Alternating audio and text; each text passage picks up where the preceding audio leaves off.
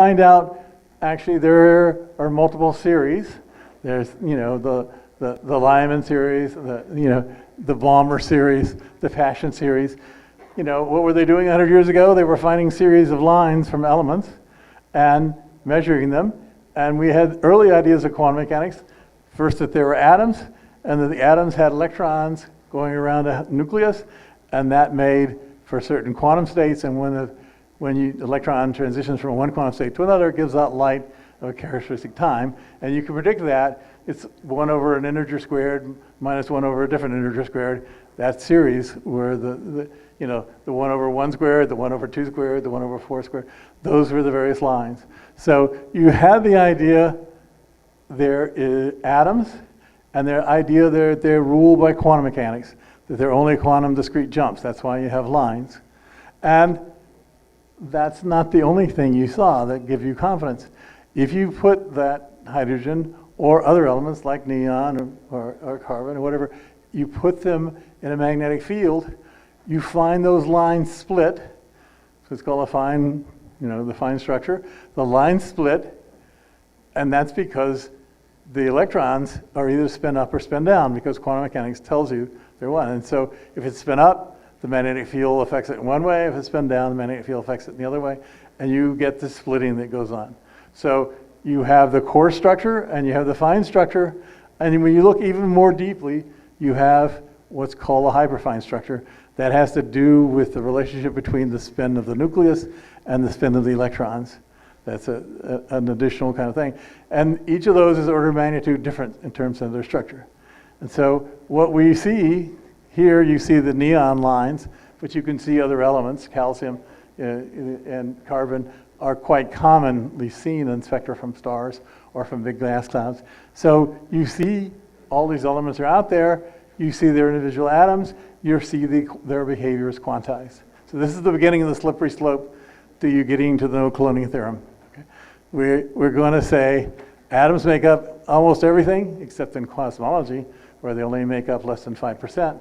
But the other stuff is we expect, is going to be making up everything else, and it's also going to be quantized and in various kinds of functions.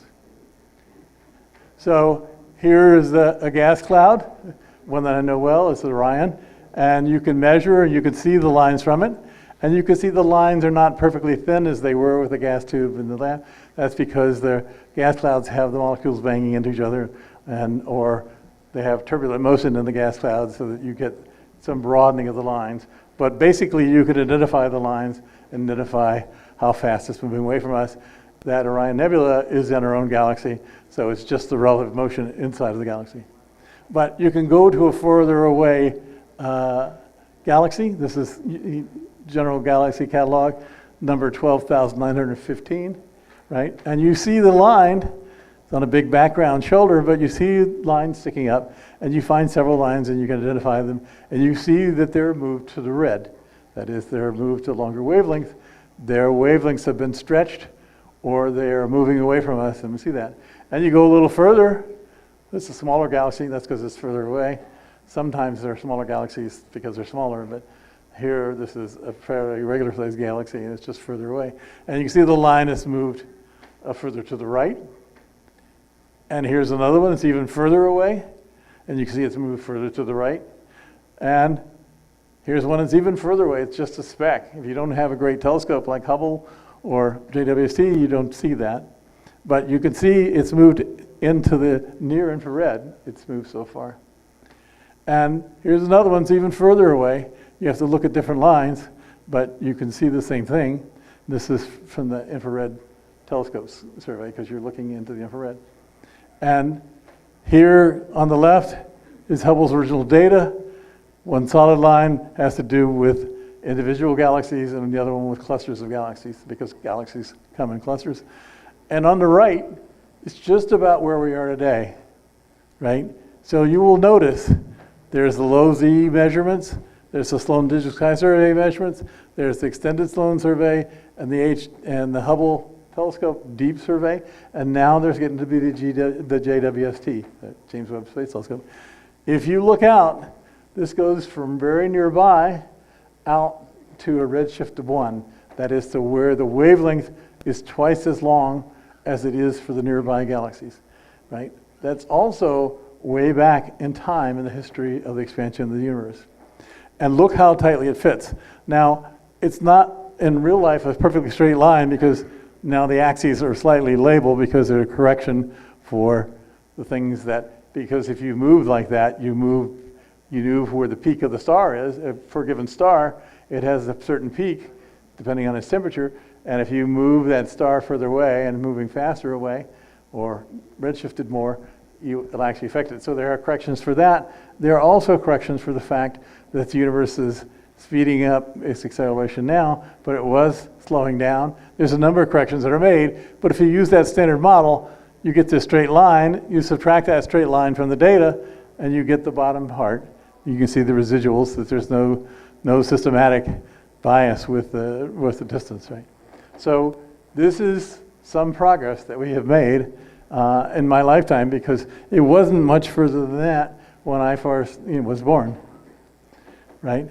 And now we have this amazing theories, right? Which is there's the beginning of time, there is some stuff going on, then there's a period we call inflation, where the universe expands its acceleration at an incredibly high rate, presumably slightly slowing down with time. We have evidence for that now.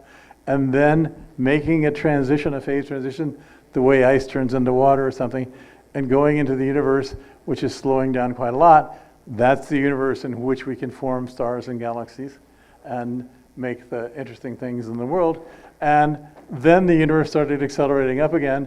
And so we went from a universe which was sort of chaotic but fairly uniform to one that was pretty uniform but with small ripples that apart 100,000 level, to one where we have clusters of stars in globular clusters in galaxies and clusters of galaxies in bigger clusters of galaxies. So it's a much more lumpier looking universe today. The question is it lumpier in all ways or just lumpier in visible light? And the answer is it's lumpy in a lot of ways. And we have evidence of that, which I'll show you. Okay? So here's the stuff that I'm famous for, making these plots on the left, and for a different reason. So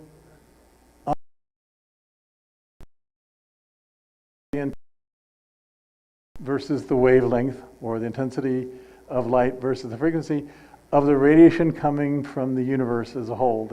The biggest fraction of radiation, most of the energy in the radiation in the universe is in what we call the cosmic microwave background now, because it peaks in the microwave. That is what the curve looks like. It's Wilson from 1965, where they found the temperature near 3 degrees. You see a bunch of points in red, which is by my group and our collaborators from Italy. And then the 2 experiments on the Cosmic Background Explorer satellite, COBE. And measured the spectrum, anisotropy.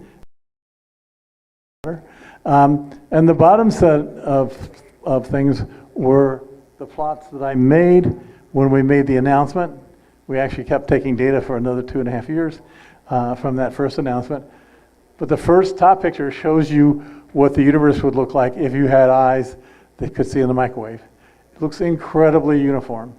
It's more uniform than the Earth is round. The Earth is not an exact sphere. The universe was closer to an exact sphere than the Earth is. In fact, it's much better, an order of magnitude better than the best billiard ball or the best pool ball that you've ever seen. It's quite amazing how perfectly the early universe is to being almost perfect sphere. But you see in the second one, when you remove the mean and expand up more than a factor of 1,000, but about a factor of 1,000, you see 2 big features, hot in one direction, going smoothly to cold in the other direction. This we call a dipole, that it's got one hot spot and one cold spot, but actually has a smooth variation in between. That, we believe, is due to the motion of the solar system and the galaxy relative to the radiation of the universe. We're in a bath of radiation, And we happen to be moving relative to that path because our galaxy is rotating and because our galaxy is orbiting other galaxies. And but you also see across the horizontal one, you see a spot in the blue and you see a spot just in the edge of the red and the yellow region. That is the spiral arm of the galaxy in which we live, right? We live in a spiral galaxy. We happen to be in one of the spiral arms. If I look out that direction, I'm looking down the spiral arm. If I look in the opposite direction, I'm looking down the spiral arm the other way. That's what you see there. But that thing across the center you get hints of is the actual plane of our galaxy. We live in a disk galaxy, and it's very flat. It's if you guys weren't so young, you'd remember what a 78 record looks like. That's a pretty good description of our galaxy. Okay, so if you take away the dipole and blow the scale up another factor of 100, so now you can see features at a part in 10 to the fifth, or part in 10, then you see these little bumps. These bumps, cold spot, cold spot, cold spot, warm spot, warm spot, warm spot. You see these variations. Now you don't see a lot of them because this was a small experiment on a relatively small satellite. It didn't have the size in which to make really high resolution maps. And also, we didn't have quite enough sensitivity, even though we're measuring variations to a part in a million. That's how perfect the universe is. The variations are a part in 100,000, and we were measuring roughly to a part in a million, averaged over sort of 10 degree, 15 degrees kind of scales. Okay, so from that, we took a lesson from Hubble, and we said, all right, we know the whole universe, right, from beginning to end. There is the Big Bang, the beginning, and we have this point where we have inflation, and the universe accelerates up to a really high speed, and it slows down and slows down and slows down. It's like you got in your car and you floored it, and you let off the accelerator. It takes a while to slow down. That's what happened. During the slow down period, that's when a lot of things happen in terms of what's going on. But at the end, you'll see something else funny is happening. The universe is beginning to expand more rapidly. That we call the dark energy, but what it really is an increased rate of expansion going on in the present epoch of the universe. Like for the last billion or so years, it's been moving apart faster and faster. So the large scale structure for all the small scale structure formation and then the large scale structure formation all took place up to about here. Bigger stuff can't form because the universe tears them apart. So we're through building big stuff. We're now coasting for the, or running out of stuff to the end of the universe. That's our theory. Right? So nothing like being bold, right? We just write down equations, plug the stuff in, and you get this, and you can calculate this. And we only need 6 parameters to do that, although usually we do it with 8. And we get incredible fits to the data, which I'll show you. All right? But we're not the only people taking data. This is, when I say we, I mean my colleagues in the cosmic microwave background measurements. Hubble was out there. Now Hubble looks back in time, and they like to think they look really at the early universe, but they're not even in second place now that JWST is up. They look out to a redshift of 1, and you can see pretty much normal galaxies and so forth. So redshift of 1, the universe was half the size it is now. And the Hubble Ultra Deep Field, where they expose for a very, very, very long time, can go out, to almost twice as far, but not quite twice as far. And then there's a whole bunch of stuff going on about the first galaxies being formed and whatever. But JWST is trying to probe this region right here. And with the CMB, we've been probing this region right here, right out as far away as we can see in the universe. Then it becomes opaque, right, to light. You have to think about other things.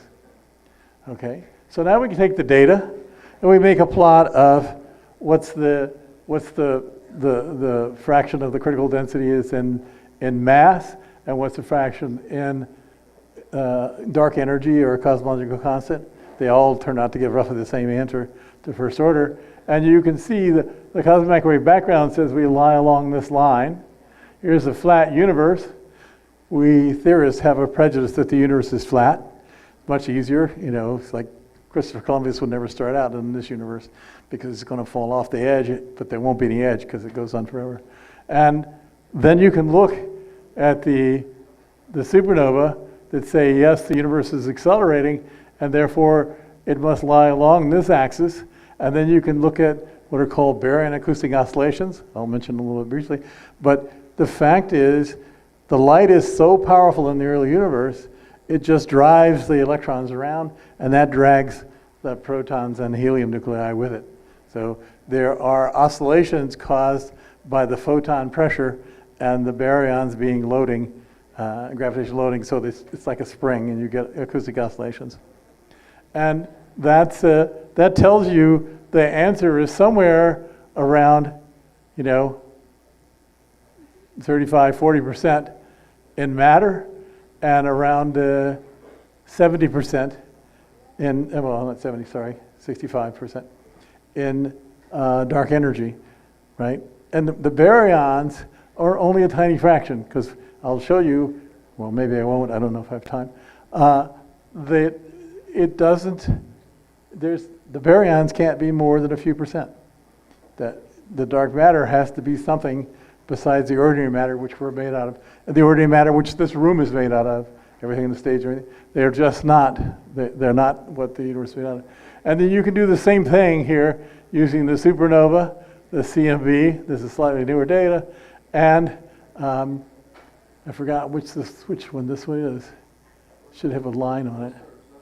Yeah, clusters. So the people who didn't like the baryons, the baryon acoustic baryon oscillations, well, clusters give you the same answer, but it's not a surprise because the clusters and the baryon acoustic oscillations are tightly linked. Okay. All right. So we have this sort of model, and this is not really up to date, but I like it because it's a nice picture, that the dark energy dominates the energy budget of the universe. The dark matter is the next big thing. And then the stuff that we know and love, it's only a small percentage, right? So, the free hydrogen and helium, the stuff that's left over from the beginning of the universe, the stuff that stars get made out of, it's mostly out there free. A lot of it's between galaxies and so forth. And it makes up roughly 4% of the energy budget of the universe. And stars make up about 0.5%.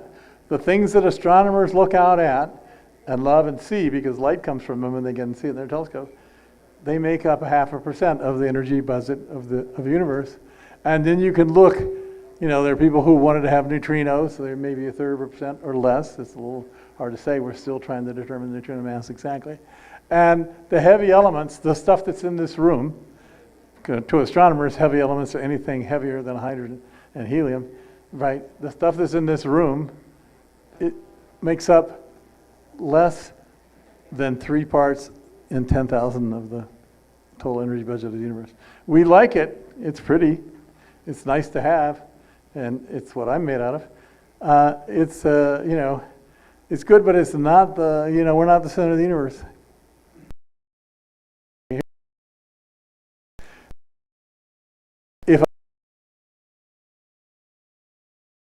It's a bunch of coupled differential equations. It's, they're 4x4, dimension set of coupled equations. This is isotropic, or isotropic and homogeneous, and you reduce it down to where you have only 2 equations, right? And this Alexander Friedman, who is a very good calculator and a person who was interested in the weather in the Soviet Union at the time, he wrote, he analyzed Einstein's equation in this simple symmetric case, and he wrote down these equations that basically says the Hubble expansion rate minus the gravitational potential is equal to a constant over the scale size of the universe squared. And the other thing he said is the acceleration divided by the scale size of the universe, 4 pi g over 3 minus times rho plus. That rho plus 3p is really important.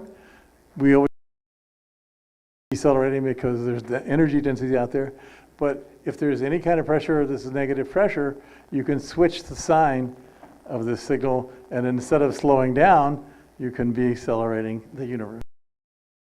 That's the issue. We think the universe is accelerated at least twice before it needed something that produces negative pressure. Well, that's cool. What's negative pressure? Well, for those of you that know engineering, it's tension. A rubber band has a on it. All right, so here's what's going on. Use the formula, use those equations, do the calculations, put in your inputs, and you can, the fluctuation should be as a function of scale, right? You say,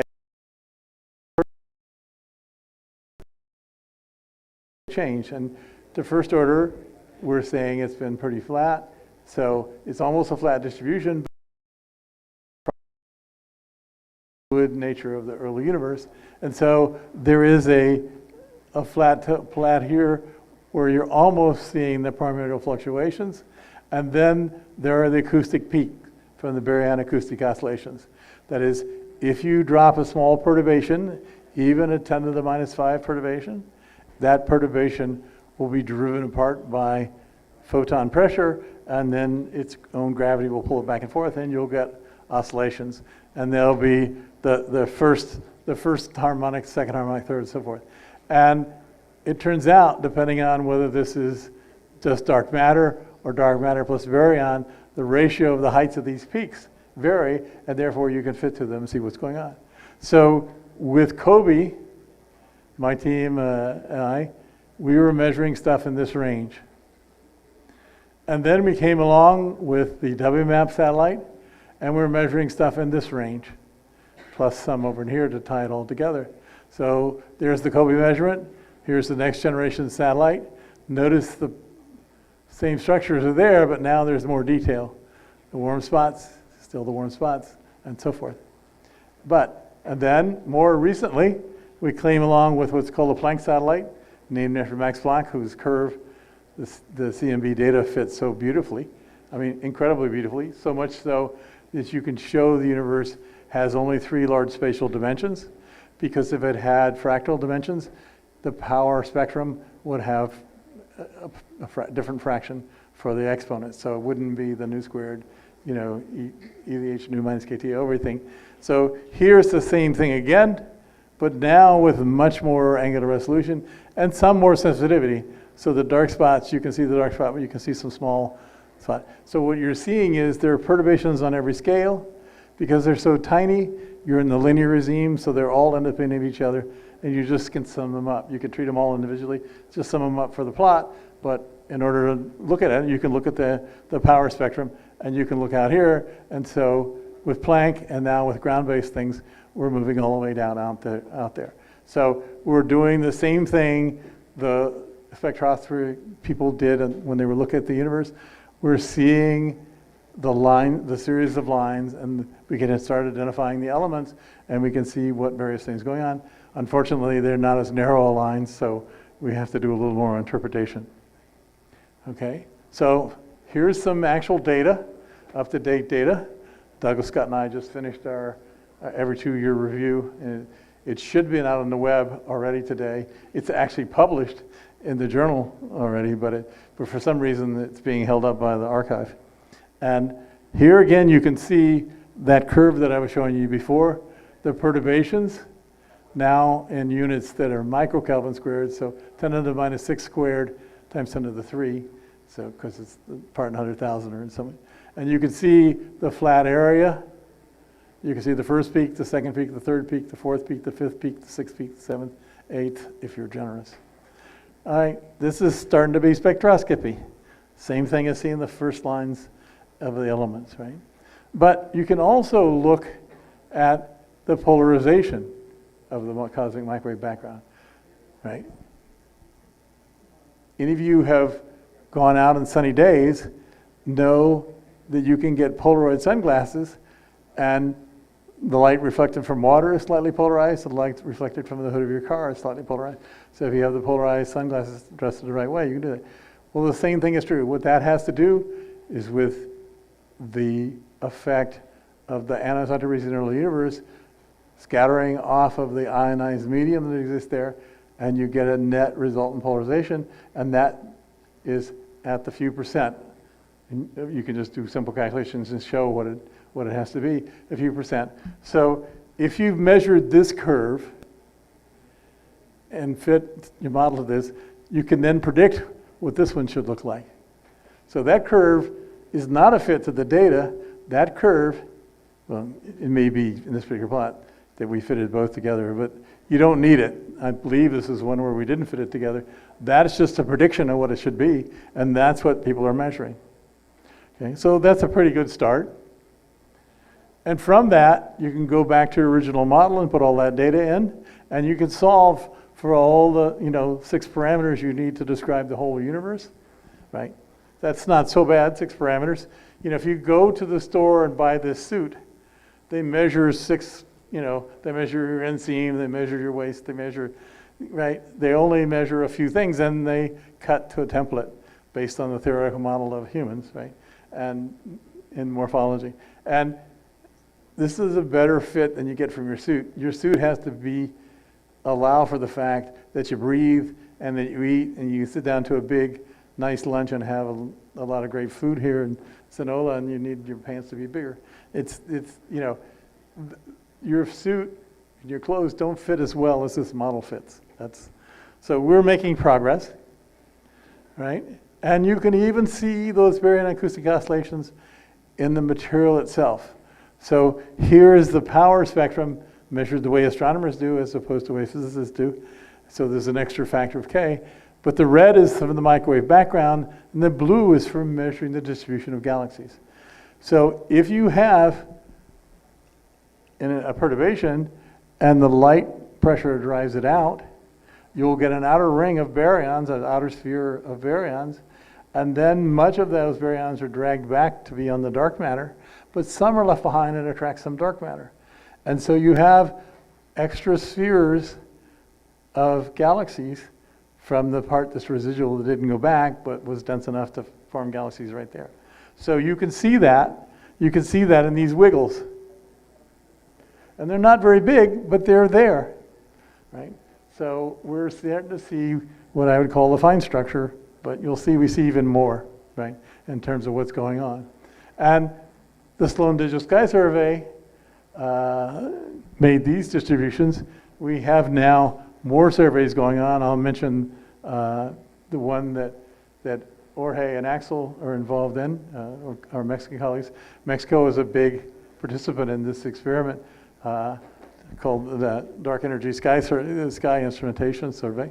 And they have a collaboration meeting this week in Hawaii, so they decided not to come here, but to go to Hawaii. I don't know why. But here's the survey for DAISY, right? They're going to try and survey 50 gigaparsecs. So what's a parsec? A parsec is 3.26 light years. A giga is 10 to the ninth of those. So 3 times 10 to the ninth volume, 3 times 10 to the ninth light years, and volume that's that cubed, right? And so nearby, you don't see so many galaxies because if you have a section of a sphere, there's not much volume right nearby.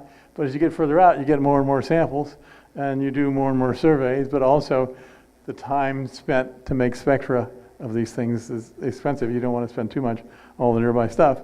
But you see they're measuring all these galaxies out here, 4 million large red galaxies, 17 million,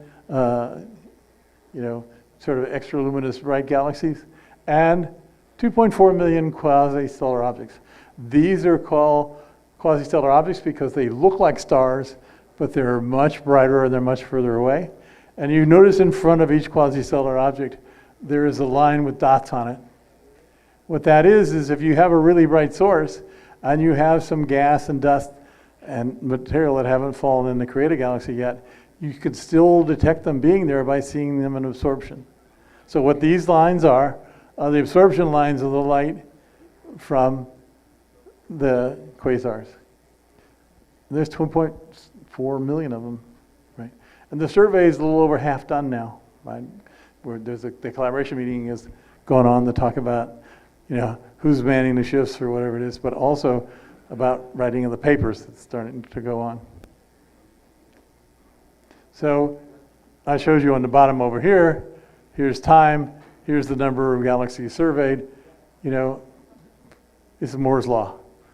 I'll show you there's several Moore's law in cosmology, and you got to do that because if the universe is accelerating, galaxies are going to go out of the horizon. If you don't get them all measured now, you're not going to get them all measured. Okay, so here is looking at the furthest distance. You know, we had Kobe back in '92. 10 years later, we had WMAP, much more resolution.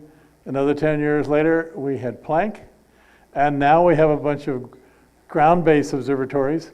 And in roughly 2027, there's going to be a Lightberg satellite that's going to be launched by the Japanese, but it has international collaboration. And those are going to be making continued improved measurements over what we've got really good because there is more detail there. It's just like when you're looking at the fine structure constant, the high for fine structure, there's more information there when you look deeper. Okay, so here are the experiments. These are experiments. This is the Planck satellite. This is a round Antarctica balloon experiment. This is the facility in Antarctica. I have to tell you, when I went there, none of this stuff was there the first time we went there. We just set up out in the snow a kilometer from the South Pole, and you know, that's where we set our instruments up and try to make measurements. But it's grown into a little industry there. And this is in Chile. This is up in the Altiplano in Chile. It's up at about 4,000 meters, and it's a very high dry site, and it's a very good site for observing because the atmospheric water vapor is so small. I always say good astronomy is done where it's bad for humans, right? It's like, you know, if you don't like the dry air and you don't like it cold and you want to breathe good oxygen, it's not the best choice, right? And you have to like to work at night. So there are issues that we are working with very much, and that is there are possible patterns in the polarization of the cosmic microwave background that can tell you a lot more about what went on in the early universe, because the polarization comes from perturbations. The perturbations of everything that we've seen and predicted so far are scalar perturbations. They just show up in the time component of the general relativity equations. And as the 0, 0, or whatever you want to call it. But there can be vector components and there can be tensor components. The tensor components, when they come in the horizon, become gravity waves, but when they're outside of the horizon are tensor distortions of space-time. They again are going to be small, and their size is driven by what the fluctuation, what the energy scale of inflation is, and anything about the particular nature of inflation that's going on. But it should be smaller than the scalar perturbations, because the scalar perturbations, we believe, are due to fluctuations in the field that drives the expansion of the universe, the inflationary fields.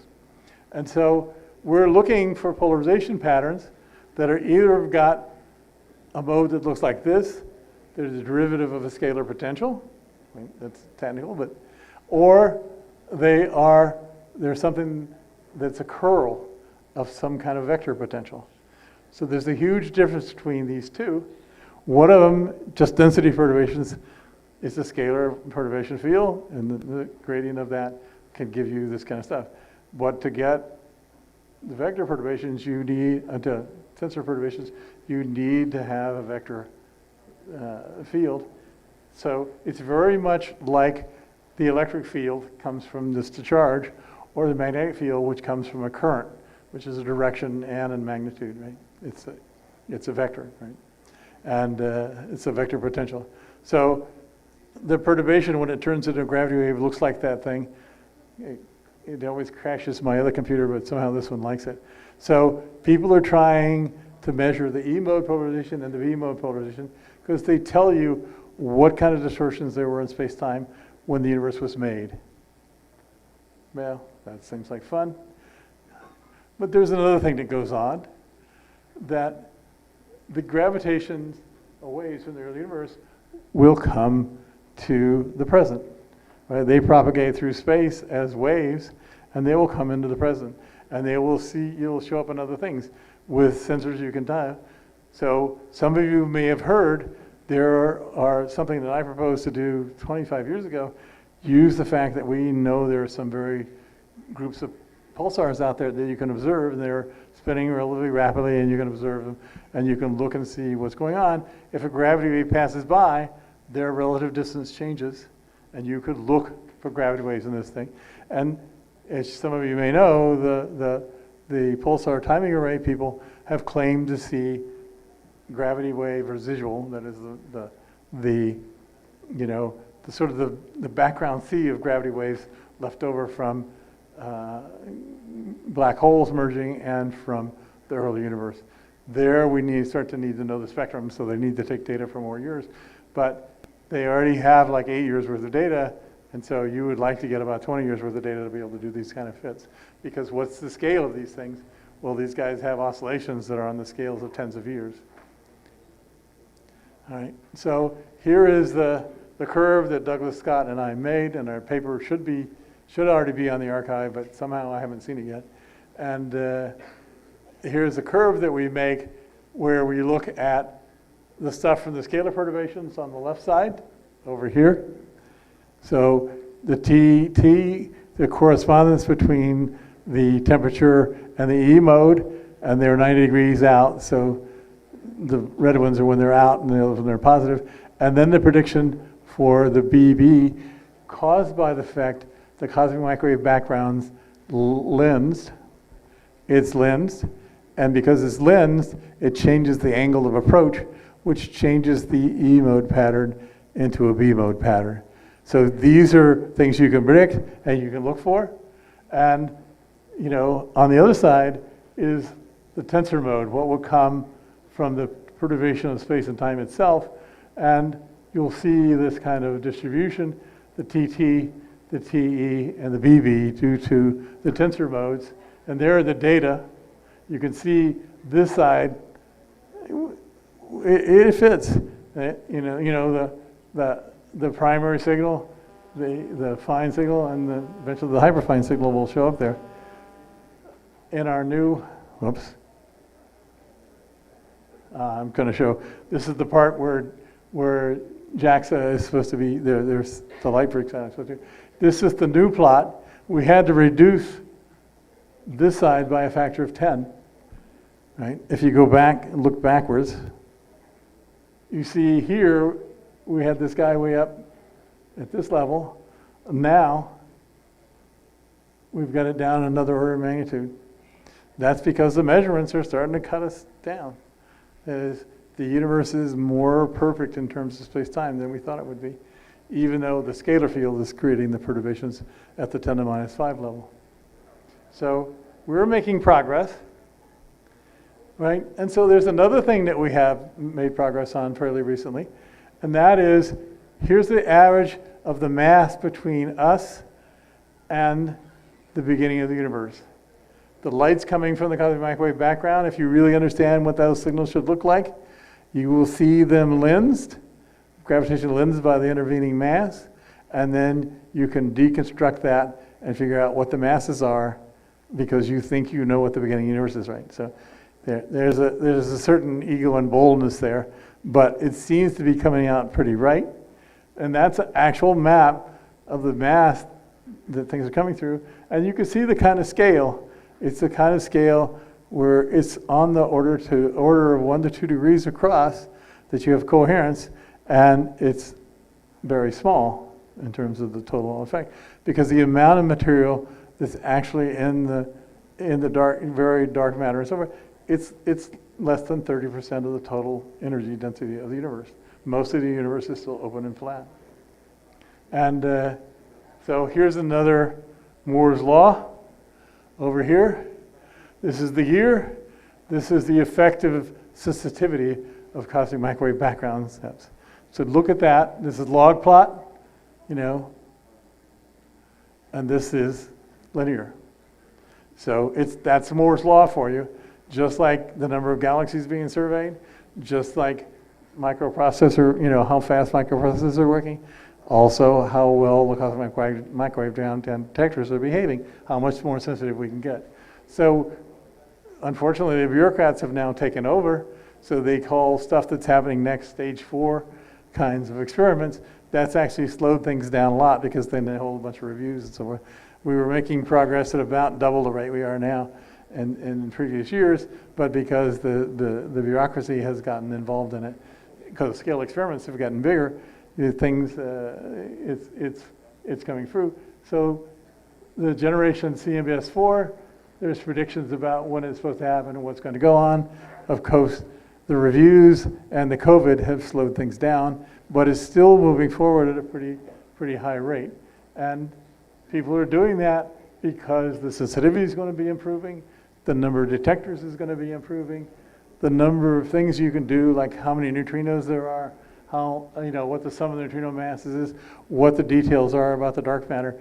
Turns out you can study the dark matter with a cosmic microwave background if you spend enough time and energy doing it. And here are some examples. Here's that site that is the site up in Argentina, up high in the mountains in Argentina. This is what it looks like, and it's undergoing process. But eventually, it will have another city, like the city at the South Pole, that's got the stage 4 kind of operations in it. So down below, you see the South Pole. It's got a 10-meter telescope. It's got the BICEP detectors. It's got the Keck array, and it's got the upgraded BICEP detectors. And this is sitting on, I forget how many, 2 kilometers of ice. It's a high glacier, right? It's very dry there. It's quite amazing. All right. So that's the critical thing. The main variation is water vapor. So where on the Earth is there not much water vapor? Well, the answer is Antarctica, because it's frozen. Chile, and the Andes, a little bit of Argentina.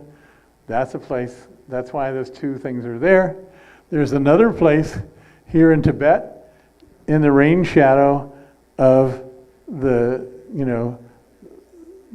big mountain range in Tibet. And it used to be Greenland. But some of you might have noticed that people driving their vehicles around is causing Greenland to melt. And so Greenland's not such a good choice to go to. All right, I'm running behind, so I'll do it. But I thought it interesting for you to know because this is also east-west structure stress going on. So here are the main Himalayas. Right, here's India down here, China over there, Tibet somewhere in the middle, and here is the site. Okay, now the Chinese have taken this very seriously. They're building a site where they're going to have 2 major telescopes, and they're going to have these big CMB experiments. The telescopes are huge. The Chinese are willing to spend the money to do that. Okay, and here's where the site is. They're high mountains, and they're very dry mountains because they're in the rain shadow of the Himalayas. But they have already built, this was from 2019, they've already built a little, facility to putting together the instrumentation in for people to work and so forth. And their proposal was that year they were going to put the first generation of stuff in. They actually bought from one of the South Pole things their instrumentation to get set up to get started so that the people there at BICEP could make the second generation BICEP. They needed money to do that, and so there was a deal made on that. And supposedly, during what turned out to be COVID shutdown, they were going to go to the second generation. A couple of things happened. COVID happened.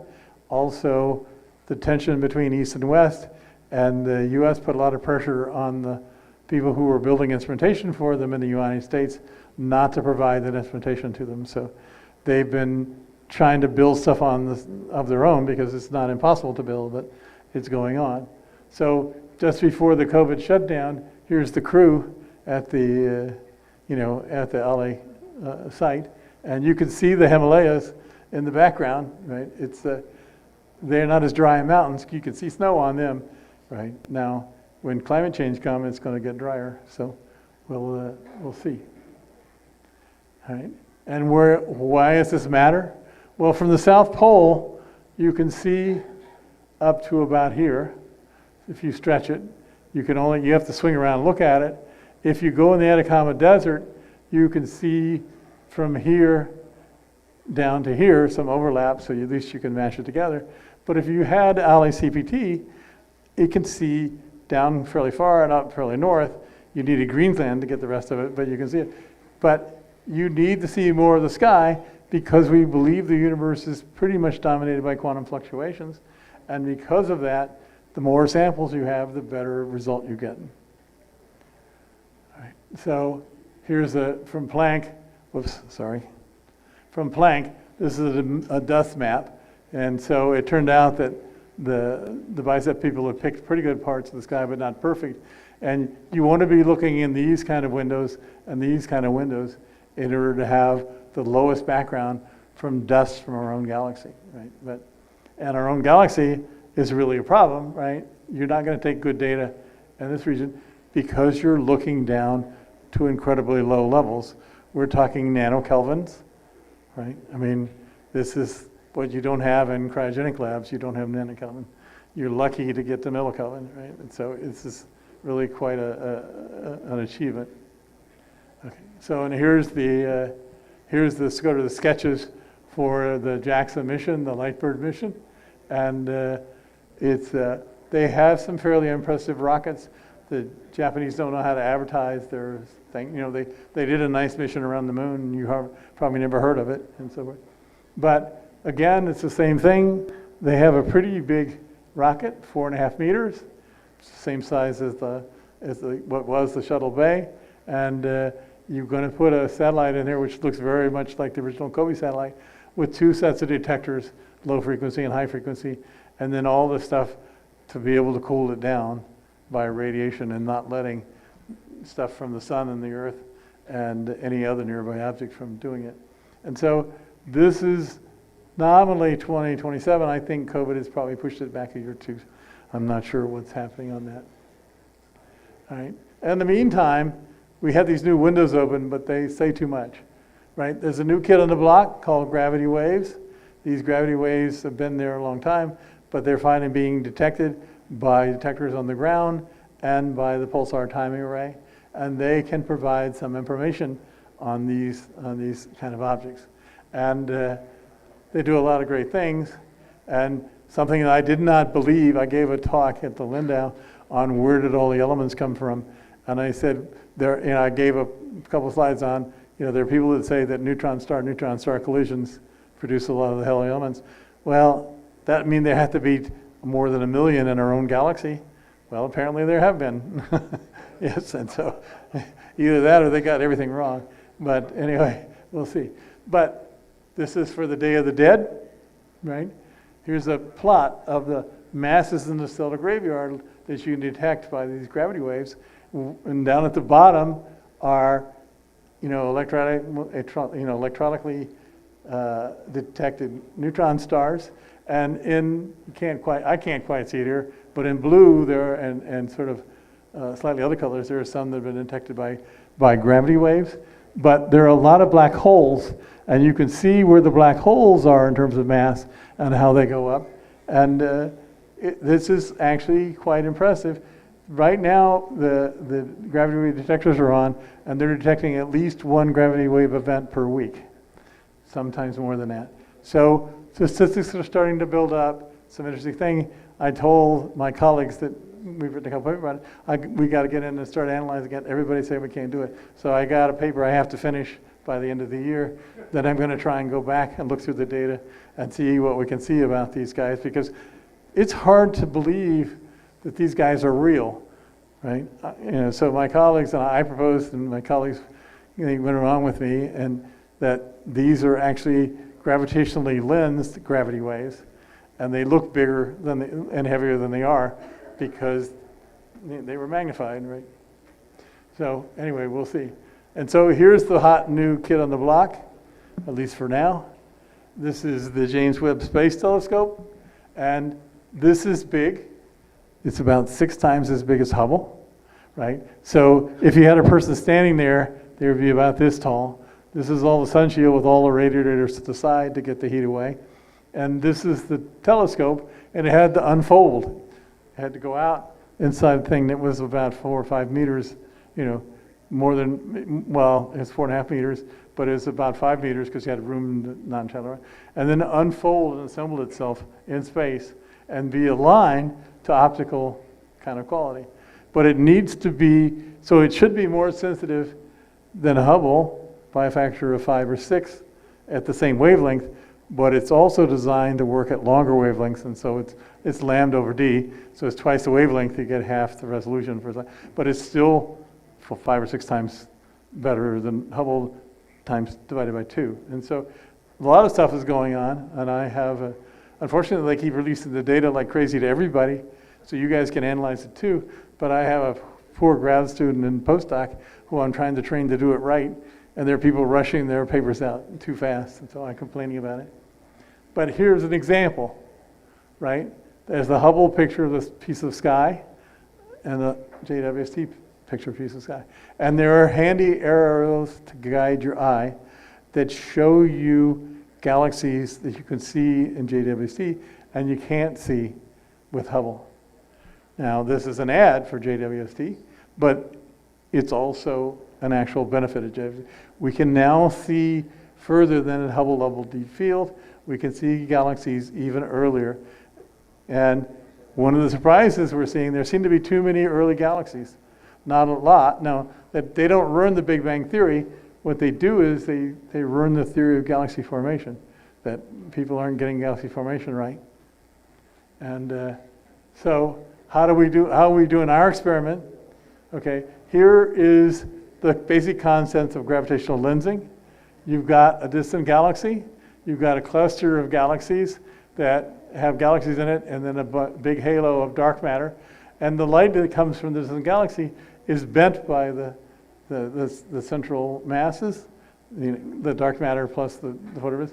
And you can have 2 different paths that come from the star and end up where you are observing at Earth, right, from the telescope near Earth. So, you know, what's going to happen? Well, these lenses sometimes look distorted and sometimes look different, so you have to use it with some grain of salt and some very, but we really, realized if we can find clusters of galaxies, we can use them as telescope extenders, telescope helper, to get better images of much greater distant galaxies. And also the nature of what the dark matter is inside. And so there are 2 different objectives that we have with the project that we are undertaking. Okay, so here's the one about what the dark matter might be. Okay, so this is one you probably haven't heard about, but you don't have to make the dark matter out of weakly interacting massive particles. You can make the dark matter out of Bose-Einstein condensate of ultralight. By ultralight, I mean 10 to the minus 22 electron volts masses, equivalent. MC squared is equal to 10 to the minus 22 eV. Whereas an electron, it's equal to a half, 511 kilo electron volts. So this is incredibly lighter, but because of that, it has a quantum mechanical wavelength, a Compton wavelength or a de Broglie wavelength, which is on the scale size of the cores of galaxies. So you see that. You see a core of a galaxy, but you also see the waves in the structure of the Bose-Einstein condensate. And these are waves because it's a wave, it's a particle, it's a fluid. It will oscillate between kinetic and potential energy in a certain sense. And you'll see that, and you'll see these filament structures because each galaxy condensate has these filaments running between it. So you can look for the filaments, you can look for other things. So that's one of the things that Giorgio's, so it's an Italian postdoc in Hong Kong. But so the earliest known galaxies, well, there's a bunch of new ones from JWST. I didn't believe the early ones because a lot of them were wrong, but some of these I do believe because they have spectroscopes. And so there's just these spots on the sky where the gravitational lens has drawn your attention. You detect it, there's enough light that you can try and get a spectrograph to measure it. It takes a lot more light to get a spectrograph to spread the light out in wavelength. And then you can try and see it. And so some of these are actually confirmed to be at a redshift of 8, 9, and 10. Okay.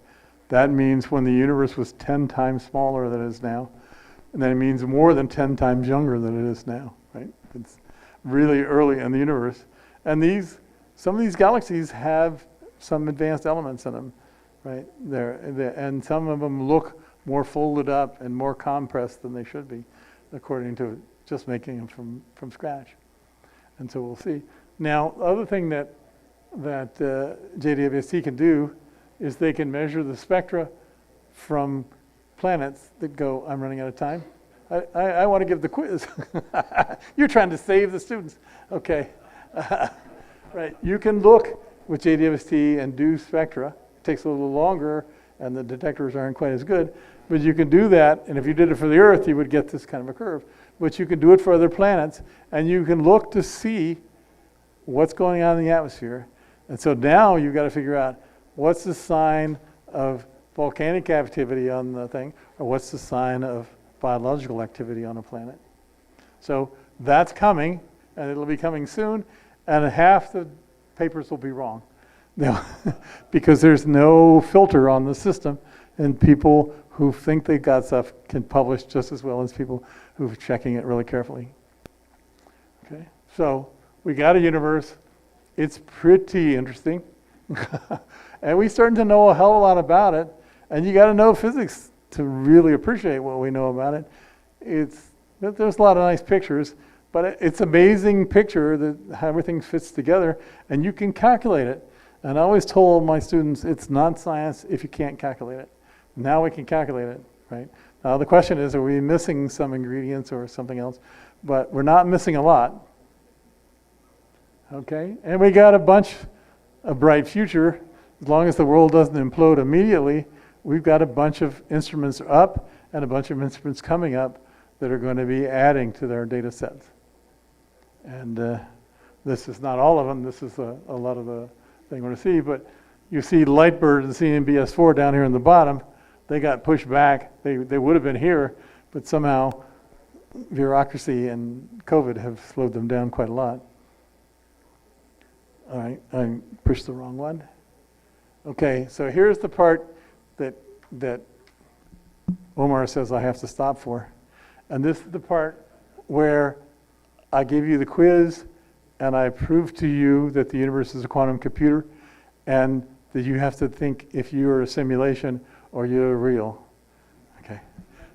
Well, it doesn't really matter, but it's a little tricky thing. So let me go can I go a little bit further? All right, here's part of the quiz. So the no cloning theorem, right, states that it's impossible to create an independent and identical copy of an arbitrary unknown quantum state, right? So that has really profound implications for teleportation, for the universe, for you, right, and for quantum computing, right? If you can't do a copy, an identical copy of something, how can you do what you do normally in big computing, which is you do checkpoints. When the computer's been running and it's been running for a week, you don't just let it run for a week and see what the answer is. You take samples of the data along the way in case there's a crash or something, so you can restart the computation in the middle. You can't do that. There's a bunch of other things you can't do in quantum computing. Normally, if you have a noisy system, what you want to do is make a bunch of identical copies and run them all, and then vote when you get the results at the end, see if several of them agree, right? If they're all different, then you think, well, it's clearly not a good calculation. And so it's it's just impossible to make an identical copy of something. Well, why would you spend $1 billion because of that? More than $1 billion. Well, you might want quantum computing a lot, but there's a whole branch of this stuff in quantum information theory, which is about quantum communications. The Chinese government was freaked out that the US government is really good at intercepting their messages and decoding them. And they got stung by it during the war in Kosovo, where the Chinese were helping out the Serbs and were doing various things. And somehow that corner of the embassy got bombed, which is a no-no, and so forth. And then they started complaining about it, and they found out that these people had copies of the messages from Chinese leaders saying, do this thing, right? So they got freaked out, and they want to be able to send messages without anybody intercepting. Well, who else wants to do that? Well, you do when you make a bank transfer. You do when you want to make a deed transfer, right? You do when you know. It turns out everybody wants to be able to send messages that can't be decoded and intercepted. So it's even more than that. The Chinese like it because the no cloning theorem says you can detect if somebody tried to declone the message or clone the message, right? So not only do you know you sent your message through, but you know that nobody else read it, right? That's the kind of thing. So that's why they're interested in communication, right? So I'll skip on it. You guys got to be writing the correct answers down for your exam, because this is actually relevant to what you're doing, right? So here's another key point. Energy, matter, and information are equivalent. Okay, now this is not obvious, right? I mean, this seems like it's real. Well, it seems real, right? It doesn't seem like information like me talking, modulating in the air and so forth. It's, you know, I had to do something in order to get the information sent across. But why is matter different from energy, and why is energy different from information? If things are quantized, they're all intrinsically linked in a very serious way. And so once you start thinking about the universe being a quantum computer, you need for everything to be information. Right? Well, maybe that's misleading you, because like I told you, there's at least 24 things where people like the answer so much they get it even though they shouldn't, right? But it's a cool idea, right? And our friend von Neumann, he figured out how to measure the quantum entropy of systems, which is exactly like the thermodynamic chemistry thing, except works for quantum states. But if you make ideal quantum states, they have zero entropy. So there's a tricky thing going on here, because you want to be able to make perfect states in order to make all these things happen. So this is actually serious. It's actually going to affect your life, believe it or not. The cosmology isn't going to affect your life, but the consequences of things we understand, that's going to affect the way you do your banking, and probably turn your car on. You're not going to just come to your car. I mean, it's not going to be just photo recognition, or there are going to be biometric who's that depend on you solving a quantum equation or something. So, all right, we're going to be the end of the slideshow, because Omar won't let me give you the real exam. And you guys,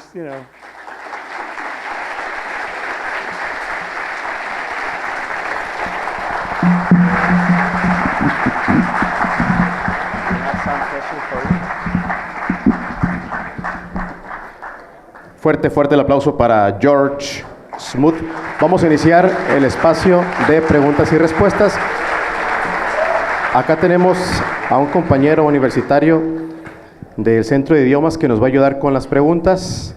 ¿Sí? Adelante, compañero. Okay. Bueno. We have a question from Priscilla Guadalupe Padilla. Who is she? Who's Priscilla? Is she here? She's gone. Okay. Yeah, she probably left because she heard about the exam. Okay. We have another question from Ulises Alvarez Acosta. He's from the Faculty of Earth and Space Sciences.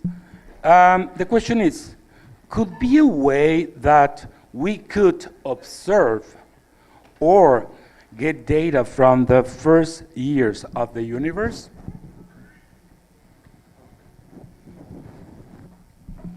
So the answer is, depends on the universe.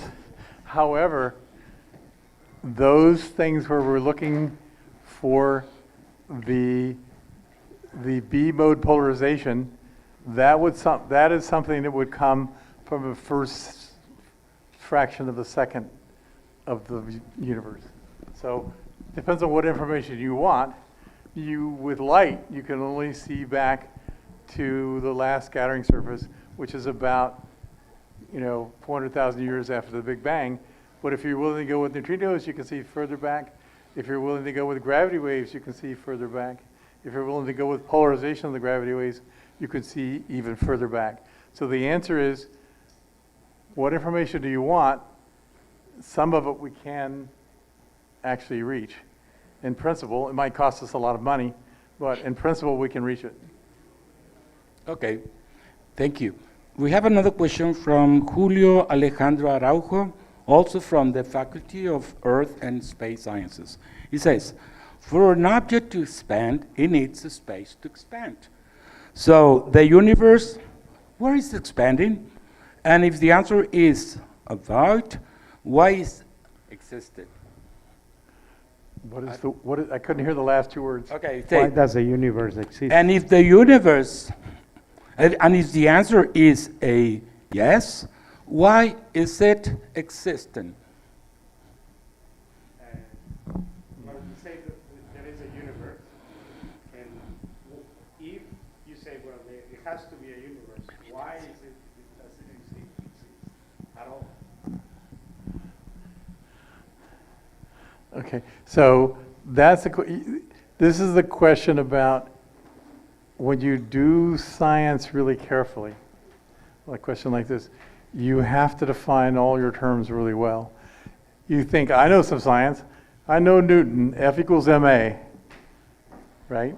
What's F, what's m, what's a, what's equal, right? Equal we pretty much know, but we have to define force. We have to understand what force is, we have to understand what mass and inertia are, and we have to understand what acceleration is. So when you say, why does the universe exist? There's a why in there, which is hard to define, but the universe exists. Do you doubt that the universe exists? Well, only some of us. I mean, I think it's all a quantum simulation, but it doesn't matter because it's a universe to us, right? I mean, it's actually, so you go to a really great movie or you're in the Matrix, is it any different from the universe? Okay, Quisiera traducir. ¿sí? Antes de continuar, quisiera traducir. La primera pregunta fue muy interesante, Mhm. donde dice qué es lo que podemos ver, si podemos ir hasta el pasado remoto en el universo. Y George contestó de qué es lo que quieres buscar y cuál es el medio que vas a usar. Entonces, si vamos con neutrinos, vas más atrás, si vamos con ondas gravitacionales, vas más atrás, pero en cada una de estas etapas es cuál es el mensaje que estás buscando. Y en esta segunda pregunta es por qué existe el universo. George dice que podríamos ser una simulación cuántica. O los quienes han visto The Matrix, ¿no? Podríamos estar en The Matrix. Y la pregunta es si podemos distinguir cuál es cuál. Okay. I have another question from Alexis Castro. He says, if the universe is accelerating, what is the probability that something is pushing it or pulling, or is being pulled by someone or something? What is dark energy? All right. Okay. So this is a question that actually I find students can understand, so that's good. A question I didn't think they'd have trouble with, but one that everyone. What was there before there was time, right? But there was no before, right? How can you zero infinity, right? Because if you relabel it equals 0 and you want to go back, students are unable. But students can understand how there's nothing north of the North Pole, but they can't imagine that space-time is rolled over so that there comes a place where you cannot go back in time, you only go forward in time, right? And so you now can start realizing the power and the weakness of general relativity is that with general relativity, you can change your variables and you can change what space-time looks like, you can change a lot, pretty much everything. In the early days, there were big arguments about whether there were gravity waves at all, and Einstein was involved in them. There's a famous paper that he wrote with Podolsky. Podolsky. Podolsky and Yeah, with Rosen. Podolsky and Rosen. No, not the EPR one. The other, there's one before that. Wow. There's, and which he says, we don't think gravity waves really exist, and they can't carry energy and momentum, because in the end, the test that we have is that a wave does it carry energy and momentum from one place to another place, right? And it turned out that from general relativity, using the coordinates that they were using, they found several things that looked like gravity waves, but they weren't gravity waves. They were just strange mathematical solutions. The equations are actually way richer in possible results than you would imagine, because if you've been blessed in your life, you never got past differential equations, algebra and differential equations, and they're always solutions, right? Right. Well, almost always solutions, right? And so it's a situation you have to be careful. That's why I say you have to really define, what information you want and what coordinates you're looking at and what you're trying to do, because you're prone, as a human, you're prone to have, or you're likely disposed to have prejudices what the answer is and what should go on. And when you work through these difficult equations, you get the wrong answer, namely the one you like.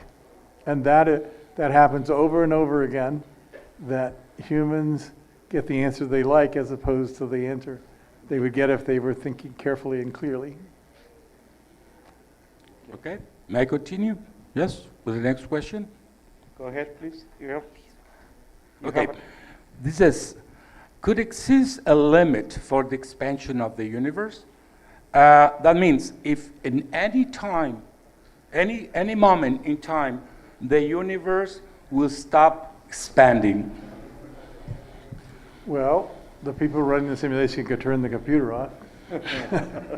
But the issue is, will the universe stop expanding or not? And the answer is, given what we know of the laws of physics and the behavior of things, it will slowly, it won't just abruptly stop and say, all right, time's up. It will start making a transition into other things. And, so we want to know if dark energy is really a constant, right? Or is it something that can undergo a phase transition, and that and so the question is, what is the dark energy made out of? It determines the future of the universe. It's now 70% of the universe. If the universe keeps expanding in the way it is, it'll get to be a bigger fraction. And the time will come, when it dominates the universe, if it should make a transition from being dark energy with a negative pressure to being a different form of energy with a positive pressure, you turn around, the expansion of the universe will slow down and things will be different. And that's relevant if you ask the question, can life exist forever? The answer is, if the universe keeps accelerating expansion, the answer is no, because you'll run out of food or energy, because energy is what matters. You will get less and less energy in your sphere of influence until you have none left at all. And there's no way around that. But if the universe is slowing down and is going to collapse again, you could go on for a long time until you get crunched. But it's not good to ask these really long-term questions when you might have only short-term existence. You have real problems to deal with. No, es at que ya the no present. tenemos tiempo. Queda él y dos más. Okay, La siguiente. we have a student from India, and he wants to ask some question. Please introduce yourself. And Hello, sir. Hello, everybody. So it's an honor to have you here, and what a timeline that you and I were in the same place, same time, I would say. So yeah, I'm a PhD student in Faculty of Earth and Space Science, and I currently work on earthquake precursors detection, basically in the San Andres Fault, expanding towards the northern Mexico. So, well, it's a very interesting presentation. I even attended yesterday. And my question for today is like, in one of your slides, you have it was written that the age of the universe is 13.6 billion years. But there is a recent research published by Dr. Rajendra Gupta from India, from University of Ottawa. He said that the age of the universe is almost double. And it is not he claimed, he strongly even proved the evidence, and it has been published in Royal Astronomical Society. So according to him, the age of the universe is 27 billion years. So what is your opinion on that? And as a general audience, which one shall I believe? Because I believe research, I would say time will tell. Okay. But I think the universe is only about 14 billion years old, presently, at least our part of the universe. The universe is very big, so our part, that may be hundreds of times distances we can see, our part has been around, effectively, the space-time and everything.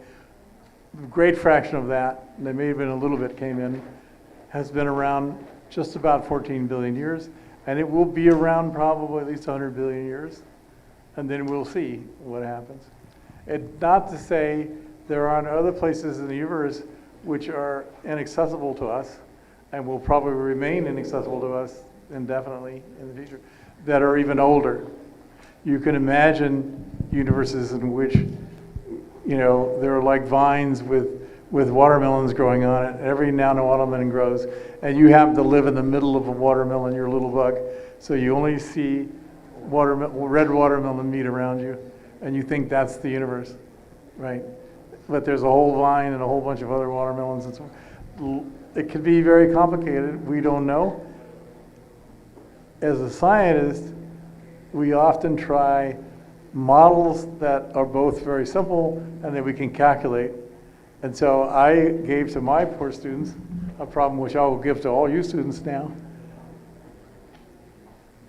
Think about the universe, simplify the universe the same way that Friedman did, to where you have spherical symmetry and everything, and start out with a universe that's nothing. No energy, no whatever, nothing. And tunnel from that universe, quantum mechanically tunnel to a universe that is physically large, or physically reasonable size, maybe 10 to the minus 20 centimeters, or 10 to the minus 10 centimeters, reasonably big, and then it's in a period of inflation, so it can grow to be really big, right? Can you write down the equation to do that? And the answer is, yes, you can. What are the solutions? This is the sum of area functions. Depending what coefficient you pick for the area function, you get different universes. And this is something a junior, perhaps a sophomore, can do because they've had differential equation or something like that. You can do these calculations, and it's very straightforward. And it's a solution that's existed for mathematicians since the 1800s. I forget when area was around, but I think it was 1800. And so that's a simple answer, right? You can do your estimate and see what answer you get, and you say, oh, well, this is pretty good. This is as good as his, this other guy's estimate. Because what did he have to do to make his cycles and to make the universe extra long and whatever else? Because you could make the universe that we exist in longer by having a loitering phase. You can have a phase where it spends a bunch of time in the really hot, dense state and doesn't do much but loiter around, letting the eons go by and so on. But if you don't want to put a lot of extra stuff in, it's going to go whoosh and pop up big, right? It's the kind of thing. And so this has to do with the philosophy of science and the philosophy of being an operating scientist. What do? You make the minimum of assumptions, and you make a model, and you see if it fits all the data, right? Now, you might say that's less than perfect. Well, the answer is science is less than perfect. But the thing about science is we can go out and make new observations and try and see if we can break the model or we need a new, better model, right? And so it's, I don't see that we want to go to an expert and have them tell us what the answer is. I think that what we want, or go to a book and do that. So I am reminded that some years ago I went to a Vatican school or meeting, which was on the 400th anniversary of Galileo. And I thought, I can't miss this, because they were going to take out of the vaults Galileo's original work. He had, for his trial, to hand in a copy of everything he ever published, so that they could go and review his life and so on. So they had all the original stuff, all his original work, you know, these beautiful illustrated, you know, books and all this kind of stuff. And when I was there, they had people from the religious side, the theologians and the religious side, and they had people from the philosophy side, and they had sort of astrophysics astronomer side. All the religious people and the philosophers were very worried about the future of their subjects. They said, if you go back 2,000 years, there were way more religious people than scientists. They were a big, powerful group, and the philosophers were a big, powerful group. We still worship Greek philosophers, right? I mean, we still think they were great guys. What scientists from the Greek times? Well, they were fewer than those guys, but there was a few, that, like Thales, that we remember, but not so many. But now, in the present world, up until recently, the scientists had respect. People had results. The medicine worked, the scientific theories worked, vaccines worked. People respected science and looked to it as an authority and whatever else. And they were not doing that so much to philosophy and religion. And the reason that I thought one of those things was true is science goes out and you have you don't just have one book you read over and over again, or you don't have just a few authors giving you ideas. You're going out to nature and doing tests on nature. You have a really big book to see what's going on, and you can do that. And as long as scientists are doing their job right, they will get better and better approximations to understanding what's going on. What happens is, we like the philosophers and the theologians, we'd like to know the truth with a capital T rather than a truth with a small t that lets us calculate stuff and make estimates. And so, do you really want to know how old the universe is, or you want to hang around and check it out? I mean, no, what if you are wrong? What if the book is wrong? I mean, what if the conventional methods that they were using to check, or let's say the Hubble's telescope is wrong? I mean, let's assume for one point of time, let's assume Rajendra Gupta is right. And will that change the world? Like, maybe everything would be double. The age of the earth will be double. The age of the sun, the moon. So the answer is, we try and do our experiments so that there are cross checks. There are other independent groups who are doing that. It's a big problem in high energy physics because you have only one big accelerator, and though you have two detectors, I mean, our forefathers were smart enough, the forefathers and foremothers, they said, we've got to have two independent experiments, but it's really hard to keep the postdocs from talking to each other. But two postdocs talking at a low level to each other can screw up the independence of the experiments. So, in science, you're supposed to have people check your stuff. So Jorge and Salvador and I just wrote this paper about the Hubble controversy. And our argument is the history has been scientists make mistakes just like everybody else, but you're in a field where you're supposed to check them. And you can't just come in and claim that it's wrong. You got to show why it's wrong, and you got to show why what you're doing is right. And this guy hasn't done that, or we would have heard about it. Yes, he did. Yeah. Okay, sir. Thank you so much. Okay, thank you, sir. We have another question from, are you a student, teacher? These are the researchers from astronomy, all of them. Okay. Luisa. Hello. My name is Ana Luisa, and I'm researcher and professor here in the university. Thank you for being here. My question is, okay, we know, or the most important proof that we have that the universe is homogeneous and isotropic comes from the CMB radiation. But as you show, the CMB radiation also have fluctuations. And so this is no homogeneous anisotropic at all. And so what happened with the Hubble constant or another cosmological parameters if we suppose that the universe is non-homogeneous anisotropic? Okay, this is actually, in principle, an easy question, but it has to do with the fact that people are used to doing perturbation theory. That is, the universe is definitely not isotropic and homogeneous on the small scale, but it definitely is on the large scale, right? So you could do the tests, you can see the independence. Remember, the perturbations that we see are 10 to the minus 5 level and smaller, okay? So I can say the solution to the geometry of the universe is isotropic homogeneous plus perturbations, a number of perturbations at 10 to the minus 5 level. Now, can those perturbations at 10 to the minus 5 level change the answer about the nature of the universe we're in? And the answer is, because they're so small, their perturbation effects are linear. There's no great nonlinear effect that's going to come and flip the universe over or do anything like that. And but I knew this to be the case intuitively.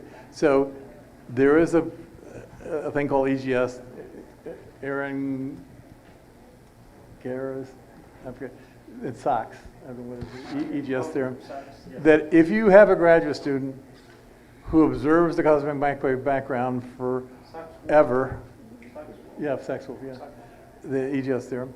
If you have a grad student who observes the universe to be isotropic for all time, that is a really long-lasting thesis, you're sampling the universe at further and further and further distances, and if that's the case, that you show it's isotropic through all of time, then the universe is isotropic and homogeneous. And my instinct was, from my mathematics, which I did a fair amount when I was undergraduate, and got a BS in math as well as physics, you could prove an almost EGS theorem. It took me 3 or 4 years to convince who was Hawking's guy, George Ellis, and Stover and so forth, to actually write the paper.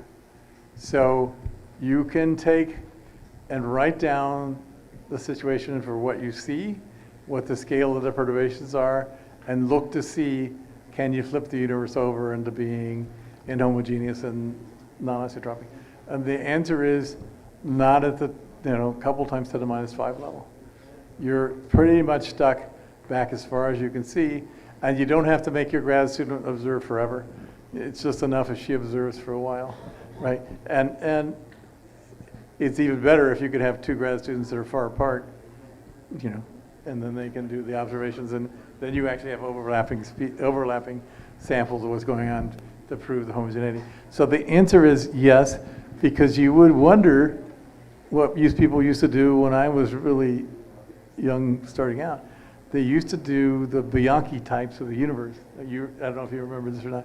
So there are a whole bunches of things where there are different kinds of possible geometries or constructions of space-time. And there are 9 or 10 Bianchi types, and there's type A, 9A and 9B and 9C. There are a whole bunch of different possibilities, and they give you very different answers in long range. Most of those are ruled out. You can only if you put some extra strange kinds of energy in the universe, right? The energies that we don't know about now, things that will allow time travel and a bunch of other things that are not necessarily good for the universe. You're basically having trouble really making the universe a lot different from the universe we're in. But you're right, there are perturbations, and those perturbations have to be taken into account. But there are people who are trying to solve the Hubble constant by saying we live in a kind of a little bubble that's less dense than usual. Well, that's stretching it. I mean, it may be true, but that's still stretching it a lot to fix the Hubble discrepancy. The Hubble discrepancy, my guess is people have made mistakes, and they're going to get caught. But I didn't show the plot. I did, maybe I showed it yesterday, the plot of the speed of light versus time and the plot of the Hubble constant versus time. Did the speed of light change that much over the 100 years? Or it was the people making the measurement? Did the Hubble constant change that much over the last 30 years? Or is it the people? It's probably the people, but we'll see. It's very, very hard for humans to admit they are consistently getting wrong answers, right? That they have to guard tremendously against getting wrong answers. And everybody thinks they're a great driver, whereas almost everyone would be beaten by, you know, a Waymo car. It's a, you know, we know that 90-something% of them will be worse than a Waymo driver, a Waymo car, driverless car. So humans consistently, and because of evolutionary effects, make wrong judgments. I have one more question. Thank you for your beautiful talk. It's more about this quantum computer, the universe as a quantum computer. There is also this interpretation of quantum mechanics, many words, that was favored by Hartle, by Wheeler, DeWitt, and many more. They have this, all those concepts has turned to be about quantum computer, quantum information, the coherence, and von Neumann entropy. Do you consider that this approach is different than many words interpretation? I think 90-some% of the people who are working on quantum computing and everything are using a hybrid traditional view of quantum mechanics. Just ask Alice and Bob, they'll tell you. For those who don't know, that's an inside joke. And the issue is sort of, I am one of the people who, when I think about, I was taught a different way, but when I think about it, I think that it was Wheeler's student who came up with the many worlds, what's called a many worlds interpretation, but people misuse the many worlds stuff. What he was saying is, you never decohere the wave function. You never collapse the wave function. It just, you know, if you're doing quantum computing, all you're doing is choosing a particular path that you go down. The rest of the world is taking a different path, or some other parts of the world taking a different path. So all those possibilities still exist. It's like the Schrodinger's cat being dead and alive, you know, wanted, dead and alive. You know, there's some parts of the reality where his cat's alive and some parts of reality where it's dead. And yes, right, that's, okay. So quantum computing is a very complicated thing because most of the calculations are done in such a way. So if Alice and Bob pre-recognize a code by putting entangled quantum systems together, they can, in principle, do a cloning. They can defeat the no cloning theorem, right? Because they agree ahead of time what the quantum state is going to be. And if you see one member of the quantum state, so they send you, if Alice sends to Bob, this is the result I got, it was a simple digital message, he knows how to set the quantum state, right? So that, the no cloning thing doesn't say you can't clone, it says you can have it, you can destroy it in one place and reconstruct it in another place. You can't make an identical copy at the same time. You've got to keep the total information fixed in a certain way of thinking of it. So the answer is this quantum computing and the cloning and everything is way more subtle than it looks. So that's why you should do good on the exam, right? Thank you. Hello, I am Emmanuel. I am professor of astronomy here in the university. Thank you for your amazing talk. So I wonder about the Sunyaev-Seldovich effect because of all the maps that you show for the CMB.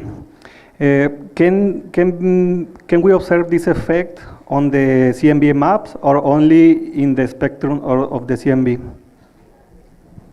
So I more than ran out of time, but you can see the Sunyaev-Zeldovich effect in the map. So for people that don't know what it is, Sunyaev worked with a really great Jewish-Russian physicist named Zeldovich, and who I got to meet once in my life. He was let out of the Soviet Union just briefly and so forth.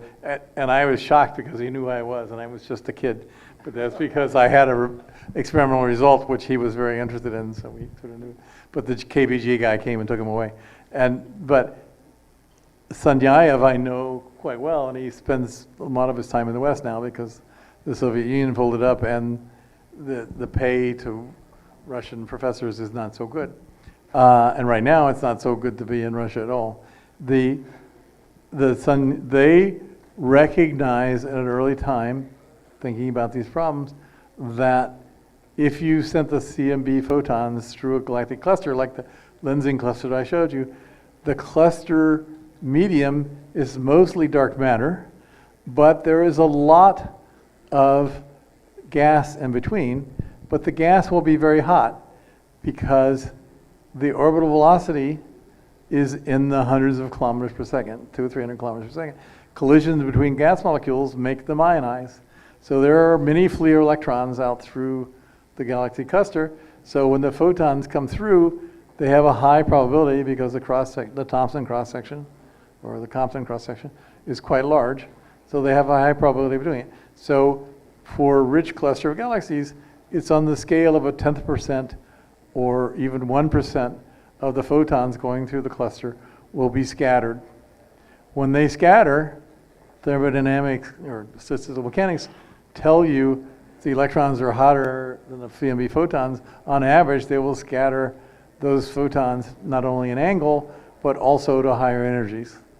And so you can see this Sunyaev-Zeldovich effect because here's the cosmic background Planckian curve, but now it's distorted because some of the bulk photons are now moved to higher energy or scattered to different angles. So when you're looking, a cluster of galaxies will look a little darker, but it will have a little hot tail on its radiation. So you can map that if you have sufficiently good experiments. And so people do that, and there are maps of pieces of the sky in which you see the Sunyaev-Zeldovich effect. And you're even looking for second order effects because you can have an effect from the fact the cluster of galaxies is moving. That's different than just being hotter. So there are different things that can happen. You can try and measure those. Some of those, like the temperature difference, are quite well measured, and there are maps like that, but they generally cover only a small part of the sky because people haven't put big telescope arrays, radio telescope arrays, into making these measurements more than a little bit. I mean, it was a big deal to get a few hundred of these, but that's all that people have really done so far. Okay, so in this map, this effect is removed in the map that you show. Right. Well, you get to choose what data you pick, and you do that. The maps I showed you were on an angular scale in which these guys would be small, and you average over them in general, right? Or you remove them some. There are some corrections, but yes. There are some much more high resolution maps when I was showing you the peak at 7 and 8 peaks. That's starting to be in the region where you have to make the corrections for the Sunyaev-Zeldovich effect. Okay, the last one. Here in the university, we have the only bachelor program in astronomy in the country. So there are many young students here of astronomy, and I would like you to ask you to give them another advice in order to keep studying and working in this field of the science. No, please. What? She wants some advice For the young students. the students of astronomy here. It's the only bachelor's program in the whole of Mexico. All of Mexico? All of Mexico. This is only the second time something like this happened to me. You know, I tried to do a lot of encouragement of education for science and so forth, and we found out there was not a single high school teacher in Nigeria that taught science. Here's a whole country, and there's not a single science teacher for any high school anywhere. So we finally found the teacher, and we brought her to the United States and helped train her, and we helped her get connected with the hands-on astronomy project so that they can actually have students use robotic telescopes to make observations themselves, because people learn better with hands-on, right? So why would you want to do astronomy? What's out there? You know, the answer is you guys want to be astronomers because you love doing astronomy, because you want to know what the universe is like. So the best thing to do is keep your excitement and interest up in the field, but also get Omar to work extra hard, because with Axel and Jorge, we used to run, and two people from Berkeley, we used to run cosmology on the beach, which was to do astrophysics and cosmology, and to have roughly half of the people be people from Mexico, and the rest were from Europe, the United States, and a little bit from more Southern America. And that was a very good way, for people to hear about the latest research, because we'd run a school, we'd bring in very good lecturers and so forth. And we also would have a session where the students either had to give a talk or give a poster and present their poster. And we gave them a prize for the best talk and for the best poster and so forth. And the problem is I and my colleagues got busy with other things and got tired. It's a fair amount of work to put these on. And so if you guys want to make sure you have contact with the rest of the world, that's the way, by having those schools, that is the way a lot of people in the field got to know people from other countries and got to know about the other projects that were going around Mexico. And we created the Instituto Avanzado de Cosmología and managed to convince the funding agency to give some money to it each year. And that paid for part of the school. I got money from NSF. That's why we had it called Essential Cosmology for the Next Generation, because that sounds a lot better than NSF than Cosmology on the Beach. And we could not pay for alcohol because of certain senators being teetotalers. So we could pay for airfares, or we could pay for some. We'd go all inclusive. So the fact is, there are things you can do that give you contact with the rest of the world. But I don't know how come you have an astronomy department here where you're not on top of a mountain. They do have an observatory. You have an observatory? Where is the observatory? Is it in Baja? Or No, it's right here. We wanted to take you there. Cosala. Well, that's a teaching observatory. It is. What do you have for a research observatory? Well, the national observatories and everywhere. Yeah, so they got to fly across country. Right? Yes. If you allow me, I would like to make a commercial. Okay, make a commercial. Make the commercial. This is brought to you by Omar. Bueno, ya que estamos aquí y que está el vicerrector y toda la gente importante de la universidad, cada año en el INAOE, Wenceslao nos ha estado mandando estudiantes de aquí de la facultad para hacer un verano en INAOE. Yo estaba pensando que podríamos hacer ese verano aquí, o sea, de que en lugar de mandar a los chamacos hasta allá, viniéramos los profesores aquí y hiciéramos algo, ¿no? Eso podría ser y podemos atender a más gente, o sea, toda la clase la podemos meter en un verano y el resultado es de que van a presentar un póster para el Congreso Nacional de Física, cada uno de los, o grupos de 3 chamacos.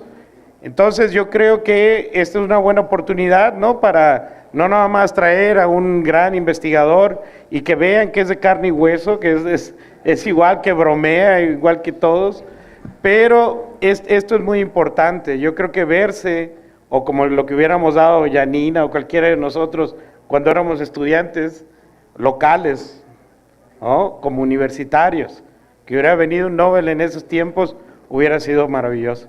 Okay, George, I made my commercial. Thank you very much. So I'll explain to you what I did. You didn't tell them to get into international collaboration. Oh, yes. So Thank you so much. one of the things that we need to do is encourage the scientists to get involved in international collaborations. And Mexico has. Mexico is doing big projects. They're just not doing them in Sinaloa these days. I gotta go Thank you over so there. much, Dr. George Smoot. Un aplauso para él. For this amazing information about the universe. Vamos a continuar con una entrega de este merecido reconocimiento. Se lo entrega el maestro Aníbal Israel Arana Medina, director de la Facultad de Ciencias de la Tierra y el Espacio, y le acompaña el doctor Candelario Ortiz Bueno y el doctor Wenceslao Plata Rocha. You guys are doing this to get out of the quiz.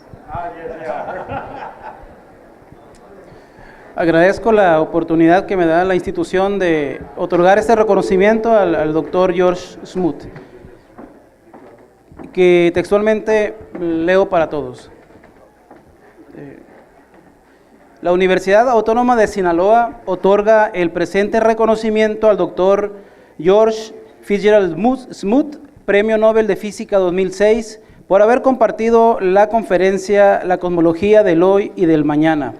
Sursum versus, Culiacán de Rosales, Sinaloa, México, 13 de diciembre de 2023. Atentamente, el doctor Robespierre Lizarra Gotero, encargado del despacho de la Rectoría de la Universidad Autónoma de Sinaloa.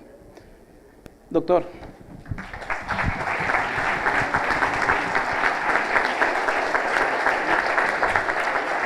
Nos acompaña también el director de la facultad, maestro Víctor Manuel Misquis, y el doctor Omar López.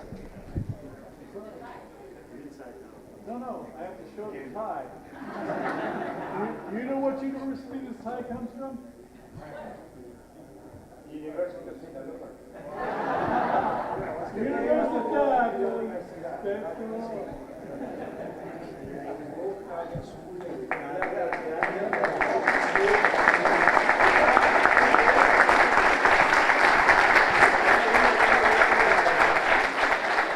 De esta manera concluimos este importante evento acerca de la cosmología a cargo del doctor George Smoot. Muchas gracias a todos y que tengan ustedes una excelente tarde. Agradecemos a los muchachos del Centro de Estudio de Idiomas Culiacán. Muchas gracias, muchachos.